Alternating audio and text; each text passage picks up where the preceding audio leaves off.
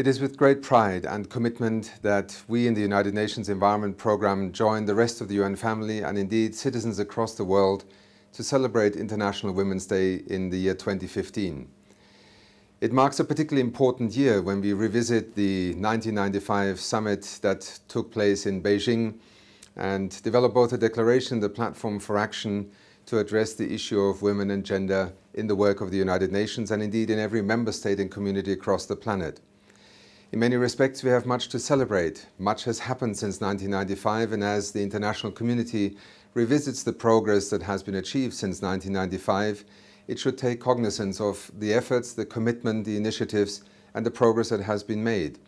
Indeed, in our own UN family, we now have UN Women, another testimony to the strengthened commitment of the United Nations system and its member states in trying to address the issue of women and gender. But let us also be clear that despite much of the progress, much remains to be done. Indeed, the fate of women and girls in many parts of the world remains a challenge, and it is not an issue that can be divided into North and South, into developed and developing countries. No, it is a challenge that permeates literally every society and community.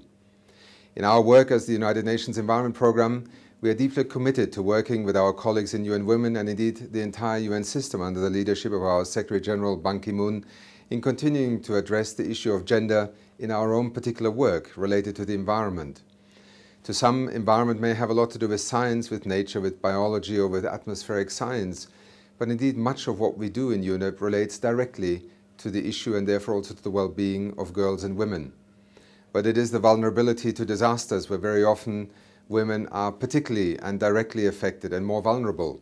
But it is the issues of access to clean energy, which continues to be a major health threat in terms of how, in many parts of the world, women still have to rely on biomass and therefore many of the pollutants that are associated with using that energy source that directly affect women's health.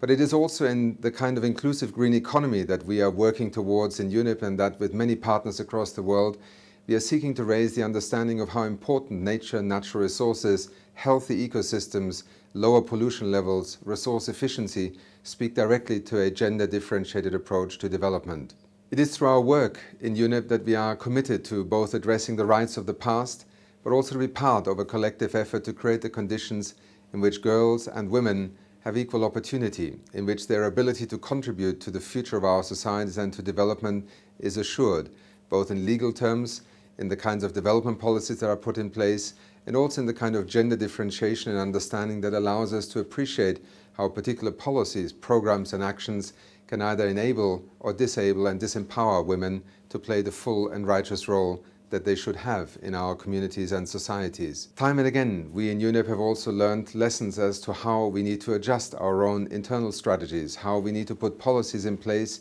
and how we have to raise awareness about the kinds of conditions that enable women to also play their full role in our own institution.